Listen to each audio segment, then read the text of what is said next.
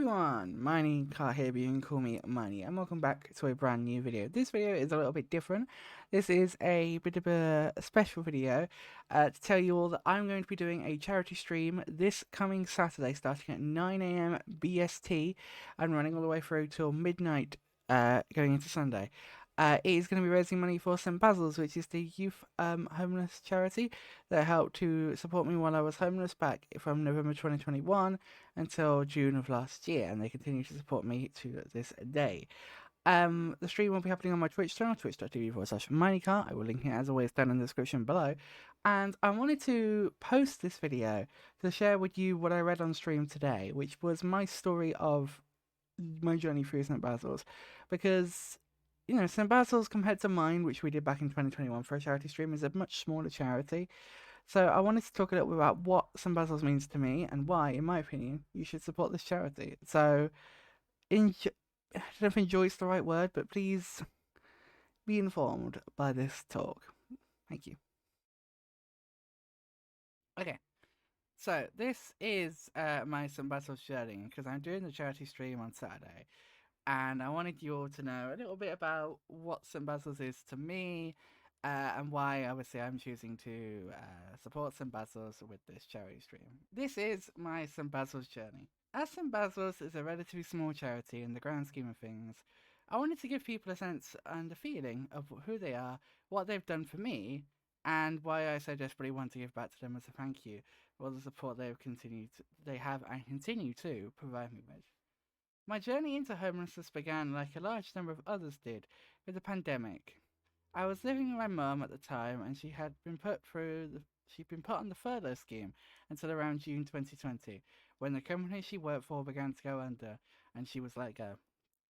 Over the course of around 9 months, we started to drive each other insane. We often would joke that we were too alike for our own good, and when stuck together constantly like this, it really came to the surface. This all reached a head in December of 2020, when I found I could no longer cope with the way our relationship had sadly gone. I loved my mum, but due to the tough circumstances of the pandemic, our relationship had been stretched to bursting point. So in early January 2021, after a lot of discussion, I moved in to live with my dad in another city. I lived with him for around 11 months, but again, due to a variety of reasons, including our clashing personalities living under one roof, caused tensions to fray, and in the end, I was tasked with finding somewhere else to live. I don't blame my dad for this, and it is definitely not fair to say I was without blame in the situation. I am thankful to say, however, that since moving out of my parents' homes, I have managed to build a much healthier and stronger relationship with each of them. Anyways, back to October 2021, where I now had to find myself somewhere else to live. I ended up speaking to my work coach at the job centre about things at my next appointment, and his suggestion was to get in touch with the local youth hub. In this context, a youth hub is a space run by St Basil's and a partnering organisation, which is there to offer support and assessment to young people in need of housing. Once they're assessed, Once they've assessed the young person, they will find the young person somewhere appropriate and safe for the young person to live, based on their needs. The staff at the youth hub were very supportive and worked with me in a kind, caring, and calming way to help ensure that I could find somewhere to stay quickly, given the impending homelessness I was facing. After providing the youth hub with all the info I was off, all my info, I was offered a room in a St Basil's project, and on the 4th of November 2021, I moved into my new home in the project.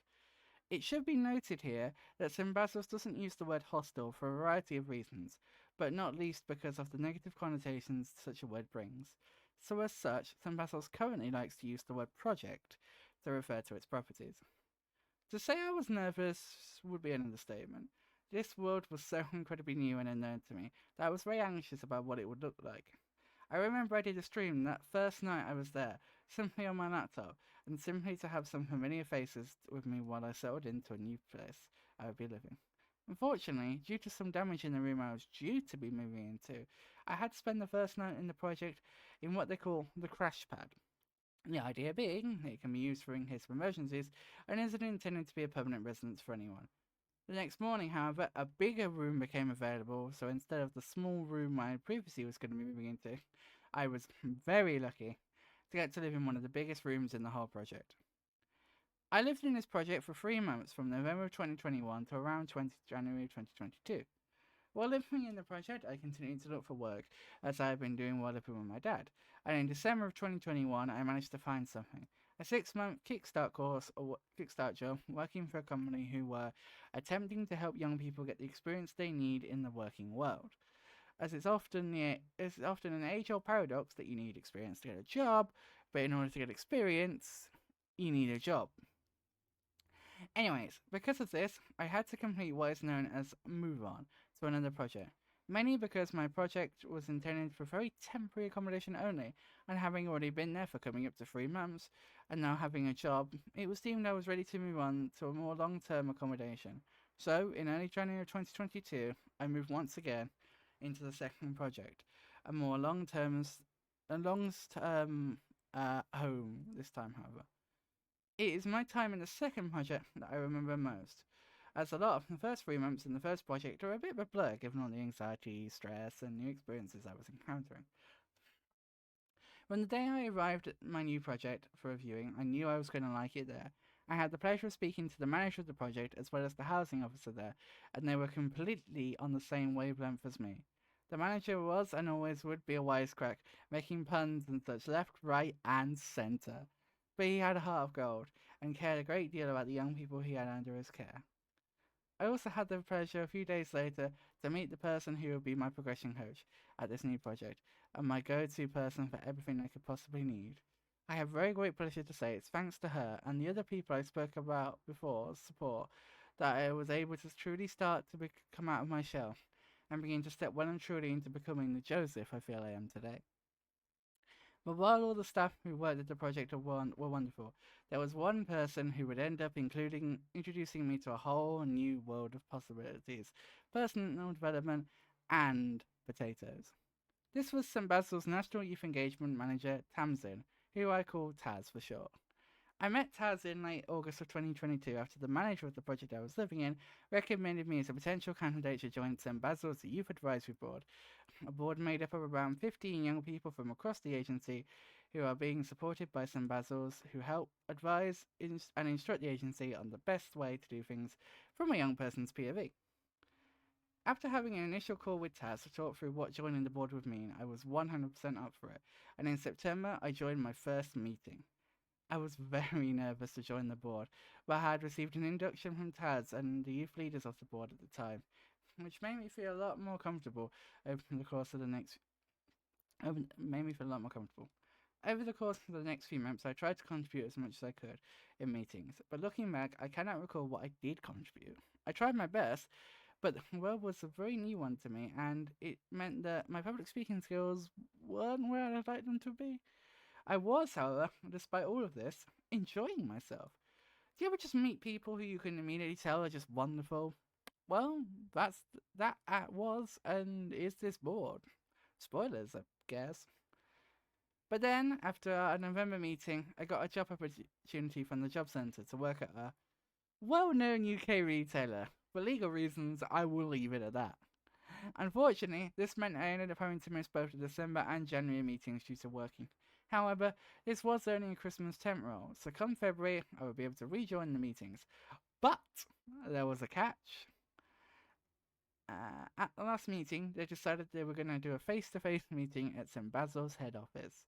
I was very nervous. Not only had I missed the past two meetings, but I had missed the big Christmas meal and get-together, a chance people had to socialise and get to know each other IRL.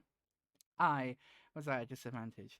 It's a mark, I think, of how much I enjoyed being a part of the board that I took the plunge and said I'd go into the in-person meeting. Plus, I got to go on a train, and I adore trains. I got the train into central Birmingham and met up with the now chair and one of the co-deputies of the board, and we walked together from the station to head office. And we totally didn't get lost on the way. Any worries or anxieties I might have had leading up to the day died off very quickly, as I began to really enjoy myself. I was definitely still quite shy on that day, but I was coming out of my shell. I was breaking the ice with these people I really enjoyed spending time with, and the shock of it all, they seemed to like me too. This was the turning point for me. We went back to virtual meetings in March, and I felt so much more confident in myself and my abilities. I believe that was the first month I had my camera on in the meeting, which was a huge step for me. But at the same time, it wasn't because I felt comfortable with our little group. I felt safe and stable, which, when you're living in a project, can sometimes be hard to come by. While I was blossoming in the Youth Advisory Board, I was also blossoming in the project, having been chosen as our project's resident rep. It was my role to try and represent the residents of my project as best I could and build the bridge between the young people living there and the staff. I took an active role in planning house meetings by preparing agendas of points from both the staff and the young people and in the project. I would then chair these meetings with the support of staff, and I really enjoyed it. I would then, where prevalent, take various things back to YAB and build on them more if appropriate. My life would soon be turning upside down, however, this time in a good way, as in June 2023, I got offered my own flat. The chance for me to live independently. The thing I have been working towards my entire time in St Basils. And on June 13th, 2023, I came to view the flat I am sitting in right now. And being happy with it, signed my tenancy agreement.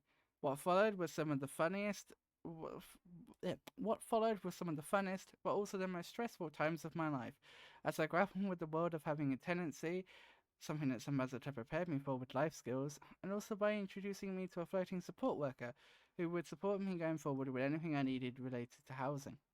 Between all of us, though, we did it, and on July 8th, I returned my keys to the project and officially moved into my own flat permanently. But the support didn't stop there. No. I was still attending YAB and its various events. In fact, the very next day, I attended our biannual away day, where we meet up and have fun. One of St Basil's Youth Voice's key aims is helping young people to be able to use their voice to speak up for change. A part of that is investing in young people, building up their self-confidence, self-esteem, and also their emotional health. So, such aways are vital to the work St Basil's does. As a part of this work, we, as the Youth Advisory Board, got the privilege to visit Coniston in the Lake District for 4 days of activities, fun, and pushing ourselves outside of our comfort zones. I have never been on a residential trip before. I never went to Dollymark or Manor Adventure as a school kid. They just weren't for me at the time. But strangely, I had very little doubt on saying yes. Sure, I was very nervous once I'd said yes, but in actually saying yes, I really wasn't. After working through potential nerves I had about the trip, the excitement came, and I can confess, I got exactly 1 minute of sleep the night before the trip. I was wired. We got there after some complications on the way, and we had so much fun. We got to eat together as a group, spend the whole evening together just talking or playing games or singing songs so loudly, as we were very isolated and when we were staying. After having a slightly rough first day due to feeling ill, on the second day I fully pushed myself to get out of bed and sing Lewis Capaldi songs in the kitchen at 5 a.m. with 2 friends. Fun flashlights and everything. No, but for real.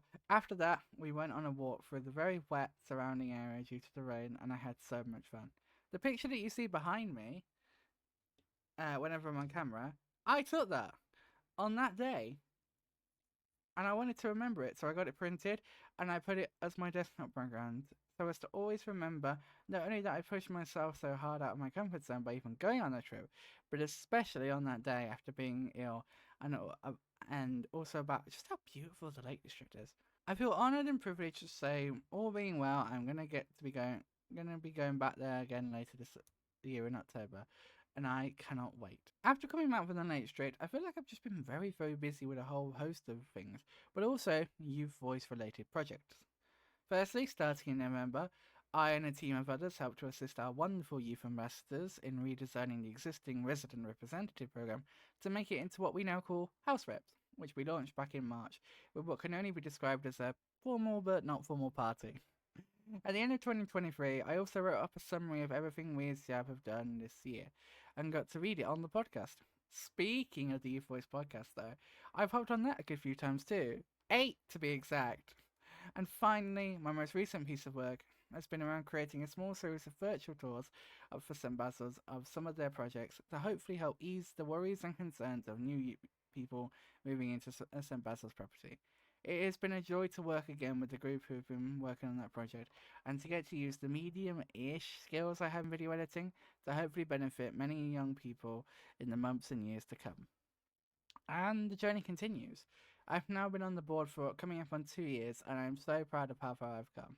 People around me will always credit me ultimately for the work I've put into myself. I've had that before from my internet mum. And without wishing to sound big headed, I definitely have put in the lion's share of the work, that's for sure. But I would not have been able to do that work without the support of St Basil's in so many facets. From the basics of providing me with a place to live that was safe and secure, to educating me on the world, finance and housing so that when I got my own property I knew roughly what I was doing, to helping build my confidence and as a person by allowing me to be a house rep and a youth advisory board member, and investing in me, my confidence, my journey, and helping me to become the very best I can be. The journey isn't over. St Basil's continue to support me to this day, and I continue to contribute to my lived experiences to the Youth Advisory Board and a whole variety of other smaller focus group-like sessions from other organisations who called on St Basil's help for hearing young people's voices because of how recognised and respected they are. So why should you support St Basil's today? You're through your own journey. You're in your own property, aren't you? You're through your own journey. You're sorted. The first thing I'd say to that is I don't really know what sorted means in that context. The second is, yeah, I'm in my own property, and I am one young person who was ultimately, in the grand scheme of things, very lucky. Others sadly are not. Being homeless isn't a lifestyle choice like some might make it out to be. It's far from a choice. It's something that is thrust upon young people, and suddenly they have to deal with it. St Basil's invites you to imagine a table. Usually tables have 4 legs. Imagine the top of the table is homelessness. Each of the 4 legs represents something. One of them is your physical and mental health. One of them is your ability to make money, be it work or being in education. One of them is your support network around you. And the last one is having a roof over your head.